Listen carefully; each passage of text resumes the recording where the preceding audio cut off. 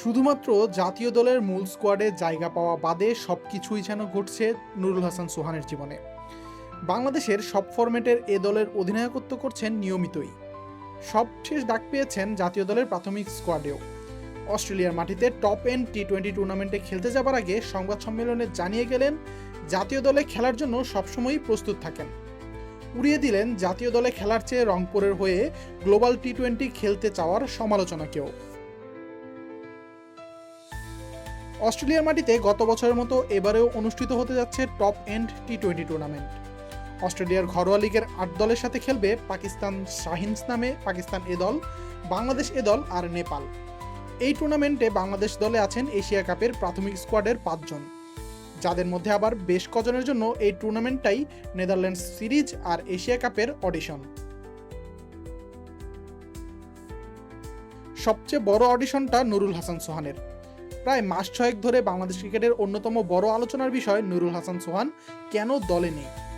BPL DPL এ দুর্দান্ত perform করার পর এ দলের হয়ে ব্যাটিং, কিপিং, অধিনায়কত্ব সব ভূমিকাতেই সোহান লেটার মার্ক পেয়েই পাস করেছেন বলা যায়।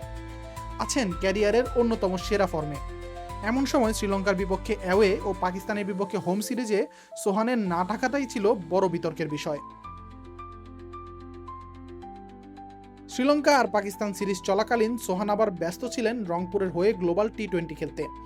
গুঞ্জন আছে সেই টুর্নামেন্টের জন্যই সোহানকে জাতীয় দলে খেলানোর পরিকল্পনা থাকলেও রংপুরের চাপে সোহানকে স্কোয়াডে রাখেনি টিম ম্যানেজমেন্ট। তবে অস্ট্রেলিয়া যাবার আগে সংবাদ সম্মেলনে সোহান নিজে থেকেই তুললেন সেই আলোচনা। জানালেন জাতীয় দলে খেলাই তার প্রথম প্রায়োরিটি। জাতীয় দলে খেলা নিয়ে নির্বাচক বা টিম ম্যানেজমেন্ট কারোর সাথেই কোনো যোগাযোগ হয়নি বলেও জানান সোহান। তাই ঘরে বসে থাকার চেয়ে গ্লোবাল টি-20তে খেলাটাই শ্রেয় মনে হয়েছে সোহানের কাছে। তবে শ্রীলঙ্কা ও পাকিস্তানের বিপক্ষে সিরিজে দলের মিডল অর্ডারের বেহাল দশায় নেদারল্যান্ডসের বিপক্ষে সোহানের দলে ডাক পাবার দাবি আরও জোরালো হয়েছে। অস্ট্রেলিয়ায় শুধু নিজের ফর্মটা ধরে রাখতে পারলে জাতীয় দলের মূল স্কোয়াডে সোহানকে না ডেকেও বোধহয় আর উপায় থাকবে না নির্বাচকদের। আশিকুর রহমান শান্ত, ডি স্পোর্টস।